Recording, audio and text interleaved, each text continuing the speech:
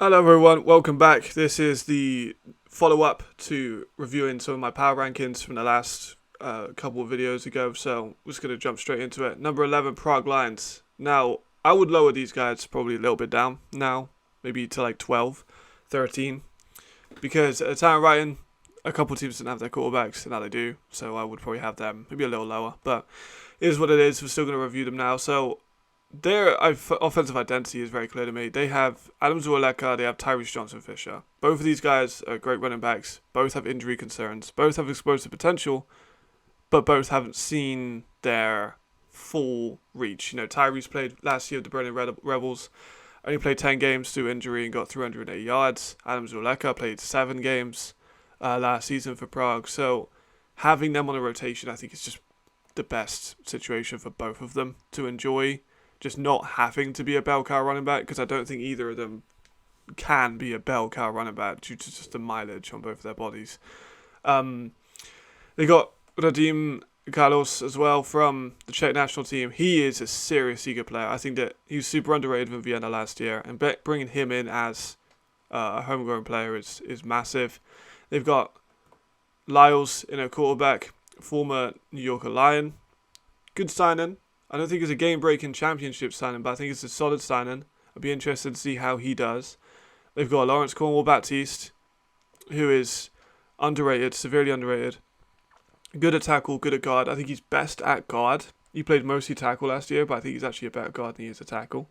He's athletic. He kind of deals with the speed rushes, maybe not as well, but I think that's why he's better inside. He's got strong hands. He's versatile. He can literally play right tackle, left tackle, both sides of the guard. Super valuable to have on any kind of offensive line. They've got Tavir Fields Jackson at receiver, who is their American. I'm not convinced with arena football players. I don't like arena football. I think that it's not football.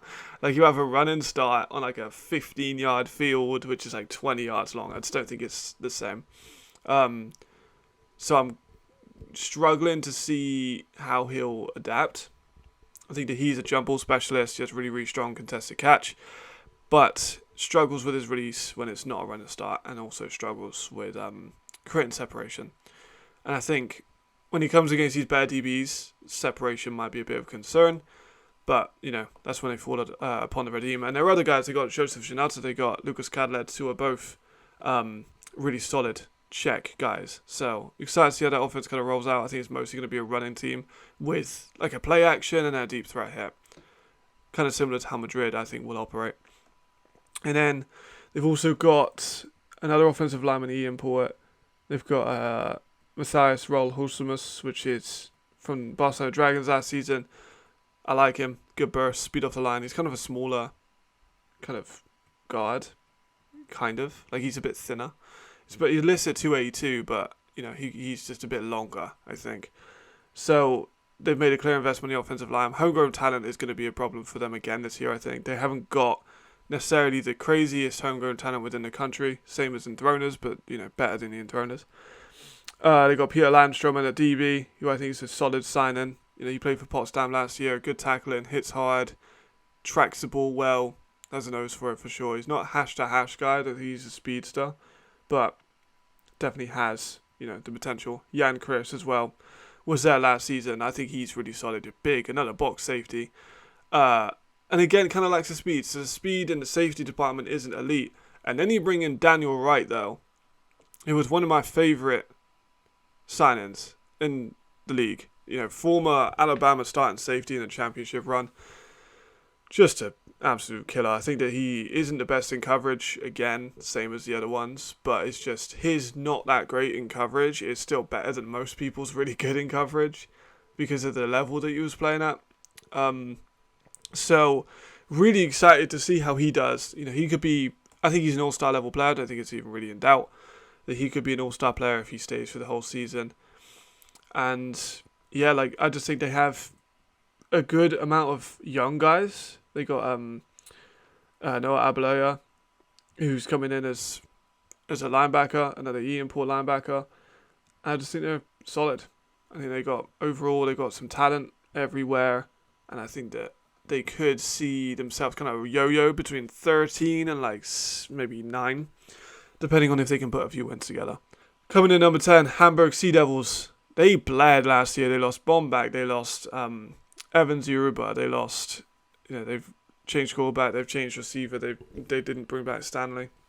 They've lost guys all over the shop. They lost their DC to Munich as well, Kendall Edison. So this year they really need to rebuild, and they've got Jarvis McClam, who before his conundrum with the Raiders was a top 5 receiver in Europe. It's not even arguable. I put arguably, but I don't think it's arguable.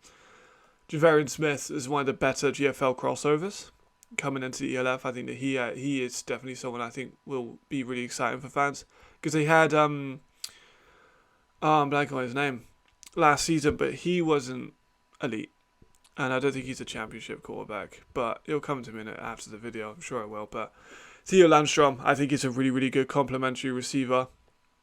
And some people think that complementary receiver is an insult, but it's certainly not. Like, that's just idiotic to assume that, because he is just a great number 2 guy. He's a deep threat, good hands, kind of struggles in separation like other guys do in the deep threat area, but he's big, he's long, you can really high point that ball. And I think that he gives Jarvis some respite, because, and then Javarian's also, a mobile guy, so hopefully they'll just be able to expand their offense out a little bit more. The offensive line also lost Garen Brandt, so I'm kind of intrigued to see how they go about building that back up. They do certainly have some guys. They got Eric Schlon back at kicker, who is, it's important to have that. Javarian Smith. They got Lee Pitts back from Roklaw. He only played a couple games, but those couple games he was really, really impressive. Really strong on the ball, good eyes. Placement of his hands is really nice. But of course, he is coming off those injuries, so we do need to see how he comes in. Their running game, they had Simon Humani, and they also had my pick for Rookie of the Year last year, Lucas Harding-Canedo. I thought he would be a much bigger part of that offense. He just wasn't. I'm not really sure why. Maybe it's just something within the coaching staff, but coming in, I thought he would be legit. So, kind of intriguing to see if he would have a big part this year. Defensively, they've got Victor Almadion back. I think that he's coming into his early prime now, so I'm really excited to see how he develops. Toby Naylor, former Brevard College standout, good tackler, solid, lengthy. He's a run guy. I don't think he's as fast laterally as he could be, and I don't think he's the best cover guy. But he's been invited to CFL combines. I think that he will stay in the ELF. In my opinion, I think he'll stay in the ELF, and I think that Hamburg is a really, really good place for him. So we'll see how that kind of comes in. He could really be that guy in the middle of that defense. And overall, they do still have Levy Cruz as well at tight ends. They have kept some of their pieces. They've made a conscious effort to rebuild, but overall, I think they just lost so many things. That elite D-line we've seen is gone. Like, they've kept a couple of them, but damn, they've lost an all-Europe D-tackle and an all-Europe defensive end. So, moving on up, number 9, we got the Berlin Thunder. It's same old Berlin Thunder, They have the same guys that are really good. Carl Kitchens, Emil Forth, Ludwig Myron, Paul Seifer, Aaron Jackson, Roman Zilchek. And they've added Harry Sarah and Ali Khalifa. But it's just these depth guys. As I say here, Munich, Stuttgart, Frankfurt, Rhein all just have the majority of the German talent. So, what do? They lost a couple of guys last year, like Lawrence Cornwall Baptiste. They lost, a few years ago, they lost Connor Bolton. So, it's just kind of like, how do they get over the hump? Because some of these guys are all Europe potential, especially people like Ludwig and Robin, some of the best in their positions. They've got Jacob Sullivan in this season, which he has a very clear floor and he has a very clear ceiling. I think that he is not a championship quarterback anymore. In 2021, it's different. It's a new league. The teams weren't to the same levels they are now. And Frankfurt kind of were in the right place at the right time. But now he comes into Berlin, needs to lead this offense that is ridiculously pass heavy. It did not run really at all last year. They got Adi Khalifa in this season, but he again is more of a receiving back. He definitely can run the ball, and he does, but he also has value out the backfield, so I think he'll be used as that role. I have doubts if this team can win. against these big teams, but they're gonna beat the small teams. They're stuck in purgatory again, again. It just seems to be the Berlin thing, to be stuck in purgatory. They got Nikolai back at tight end as well, so like more just all ELF guys. Lucas Lavin's a really solid offensive tackle. So Aaron Grossman-Klein, I think, is an underrated player. So they have guys, and they could easily raise up, but I just think they're just stuck in the middle. The depth is, they don't have the German guys in every position, which they need. But Brennan Dunder, forever in purgatory, I think. Number 8, Raiders Tyrrell. They are desperate, as I said here, to overtake Vienna as the face of the Austrian ELF teams. They need to do more. They haven't signed very many guys, straight up. They haven't got any Americans in as of the recording of this. They don't have they're the last team to have a quarterback. They don't have one yet. They've signed a few guys. Their receiver core is stacked. They got Platzkammer, they got Hahn, they got Marco Schneider. Their offensive line is slowly taking shape. I really liked Pascal De Haal. I think he's a very solid player over from the Danube Dragons. They need to raid the Danube Dragons because they were a really good team last year. And they need to honestly try and pick up some ones from Vienna too. Some of the younger guys in Dacia. But they had Benetti again this year, running back. They lost Platzkammer, and then he kind of stepped in. Bonetti stepped in and was really, really solid in that role. So I think he's a super underrated back. And they got him in, which I think is a great call. They just haven't got enough guys to be higher than 8, to be honest. They don't have a quarterback. They don't have a starting receiver as American. They don't have any of their American defenders either. So they're kind of capped at 8, I think, with having so little actually announced to the world. They've lost people like Lucky, which is huge for them. So just waiting on them, to be completely honest. And then their rivals, Vienna Vikings, is 7. Great offensive line, Matthew Daltrey, Lucas Hollab. They got pieces all over. Jordan Bua is really good. I have questions on a quarterback. I have questions on a receiver. Weston Carr has been injured, and when he's been fit, he's not been an elite guy, in my opinion. I think they could sign a better American receiver, especially someone like Malik Stanley, who goes unsigned, and I don't know why. Ben Holmes is the quarterback. He doesn't turn the ball over often, but has really struggled whenever he steps up. Like, he was in the CFL and he was in the USFL, I believe, but he didn't play in either of them. So he's a little bit out of the game. So kind of just wait and see what he does, because there's a lot of question marks revolving around that. They kind of built it up as if it was a huge thing, signing a former USFL guy, but he wasn't really in the league. So I think it's a little bit blown out of proportion. I think Raphael is a really good sign at running back. Kari Pajarinen is really ready for that step up, I think, if he gets more carries. And then Xavier Edwards is just somewhere. Like, he's around. He's everywhere. Wherever there's a play to be made, Xavier Edwards is there. They got Baum back from Hamburg, which I think is an excellent signing for that D-line. They need to just build that defense up, I think, and they still need to just make signings. They're kind of in a similar place as the Raiders. They just have better guys than the Raiders do currently. We don't really have all the answers so far. They need to sign some of their guys in the second team, because they have some really good guys sitting there. Fedor at receiver is excellent. I'm a really big fan of him for a few years, and they need to get him in. And then number 6, Frankfurt Galaxy. Some people have said I was too high on Frankfurt, and I can see it, to be honest. I kind of went a lot longer with this team than I did with the other ones in the write-in. They were the little brother to run fire all season. 3 games, 3 losses. Markel is huge, though.